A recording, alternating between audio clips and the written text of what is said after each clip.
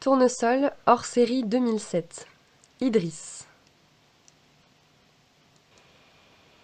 Californie, 1950. Avec les enfants du village, j'adorais plonger de récif en récif. Arrête, Idriss, c'est dangereux plus loin. On sait que c'est toi le plus fort. Je voulais percer tous les secrets de la mer et trouver tous ses trésors.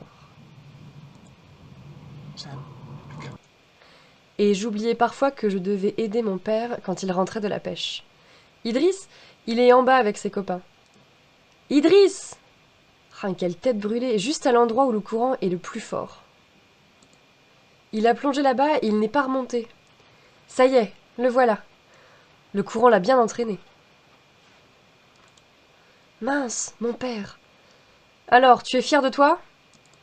Papa, j'aime tellement la mer. Et moi, je n'ai pas envie de te perdre. Ta vie a du prix à mes yeux. Tu sais, et aussi aux yeux de Dieu. Malgré cet incident, je m'aventurais dans des zones toujours plus dangereuses.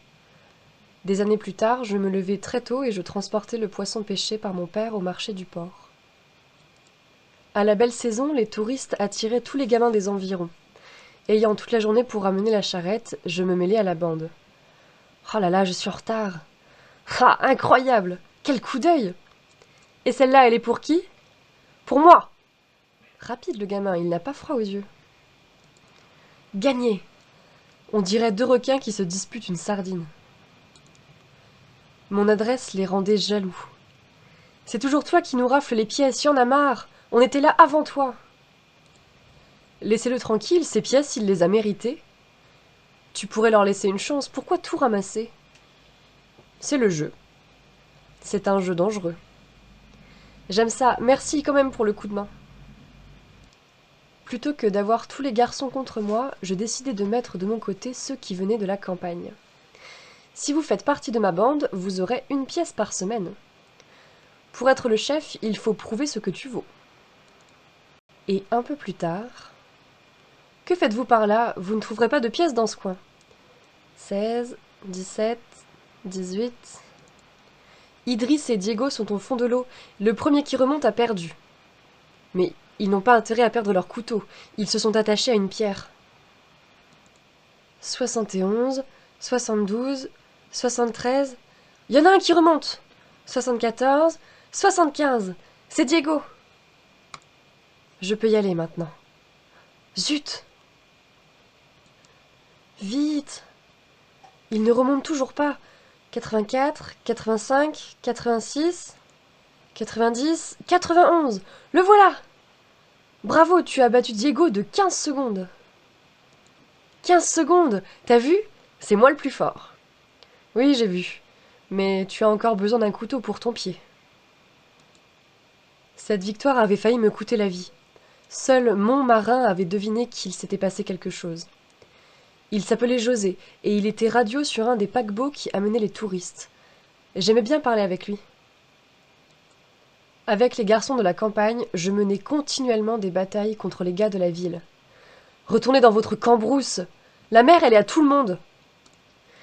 Il arrivait que j'ai besoin de me faire soigner, tant l'affrontement était rude. Ça te plaît, cette façon de vivre, de te battre continuellement? Bah, à vrai dire, j'en ai assez de ces eaux boueuses. Je voudrais pouvoir explorer les profondeurs de la mer, vivre des aventures excitantes, éprouver des sensations nouvelles. La mer, c'est ma vie. Je veux lui arracher son trésor. Mais ta vie entière n'y suffirait pas, elle a tant de merveilles à offrir. Et même si tu vivais assez vieux pour cela, tu serais encore insatisfait, il te faudrait autre chose. Et pourquoi? Le vide qu'il y a en toi est trop grand pour être comblé, même par la mer. J'ai trouvé un trésor qui me remplit chaque jour. Il est inépuisable parce qu'il est la vie. C'est Jésus-Christ. Je suis content pour toi, mais pour le moment, c'est vers la mer que je suis attirée. Fais attention, tu prends beaucoup de risques. Elle peut t'ôter la vie sans rien te donner qui en vaille la peine. Jésus, lui, a donné sa vie pour moi, et aussi pour toi. 2 ans s'étaient écoulés. Mon père était mort, j'avais vendu son bateau et sa maison. Je flânais dans les bars. Écoute ça, une nouvelle compagnie cherche des plongeurs pour explorer les épaves. Les bons plongeurs, ça ne court pas les rues. Attends, c'est pas fini. Il paraît qu'ils se partageront tout ce qu'ils trouveront. Bah, s'il y en a qui sont assez fous. Voilà ma chance. Après une sévère sélection, tu es un fameux plongeur, Idriss. Les épreuves n'étaient pas faciles. Je vivais des moments fantastiques. Des objets métalliques, peut-être de l'or? Le temps avait passé, j'étais devenu le chef de ces rudes plongeurs. Idriss, fais-nous goûter de cette bonne bouteille que tu as trouvée. Un changement allait s'opérer à bord du navire. C'est le nouveau radio. Mais c'est José. Salut Idriss, alors tu as trouvé ta voie? Plonger te passionne toujours autant? Plus que jamais, surtout que maintenant ça me rapporte gros. Tu es heureux au moins? Laisse-moi tranquille avec ça. Quelques jours plus tard, nous commencions l'exploration d'une épave disloquée sur des hauts fonds. Le premier plongeur n'avait encore rien trouvé, c'était à mon tour. Essaye vers l'arrière de l'épave, je n'y suis pas allé. Stop! On laisse tout tomber. Une tempête arrive droit sur nous, on doit lever l'ancre au plus tôt. Donnez-moi ma chance, le temps d'aller et de revenir, je suis tout équipé. Bien, je vous accorde 10 minutes, pas une de plus. Si seulement tu cherchais Dieu comme tu cherches ces trésors. Je n'ai pas beaucoup de temps cette fois-ci. Pas moyen de rentrer de ce côté, mais ce que je vois mérite un détour. Heureusement, il y a un passage par là. Tonnerre! Une pieuvre! Elle ne m'a pas remarqué. Allons-y doucement. Oh, zut! Tout est coincé et je n'ai rien pour l'ouvrir, c'est malin. Dégagez autour, c'est la seule solution. Pendant ce temps, le temps est écoulé et la mer devient agitée. Remontez-le. Qu'est-ce que c'est? Non, pas maintenant! La pieuvre! Non! Ah! Que se passe-t-il? Il y a un problème. C'est bloqué. Ma jambe! Ils vont me l'arracher! J'y vais, continue à tirer. Oh non! Pas une seconde à perdre. Ouf! Ah! Ah, voilà Idriss. Il a l'air complètement sonné. Alors, que s'est-il passé? J'étais coincé par une pieuvre. José m'a délivré. Mais qu'est-ce qu'il fait, José? Il n'est toujours pas remonté. Il a dû être retenu par la pieuvre. Envoyez quelqu'un, sauvez-le! C'est trop dangereux, et ce serait de toute façon trop tard depuis le temps qu'il a plongé. C'est fini pour lui. C'est à cause de moi. C'est ma faute. Ma faute. Cette nuit-là, j'étais accablée de remords. Mon désir incontrôlable de richesse avait causé la mort d'un ami. Ne pouvant pas trouver le sommeil, je suis allée machinalement dans sa cabine. J'aurais bien aimé le voir, là, assis à son poste comme si de rien n'était. Mais bien sûr, il n'y avait personne. Juste sa Bible. José la lisait sans cesse. Il y avait découvert l'amour de Dieu.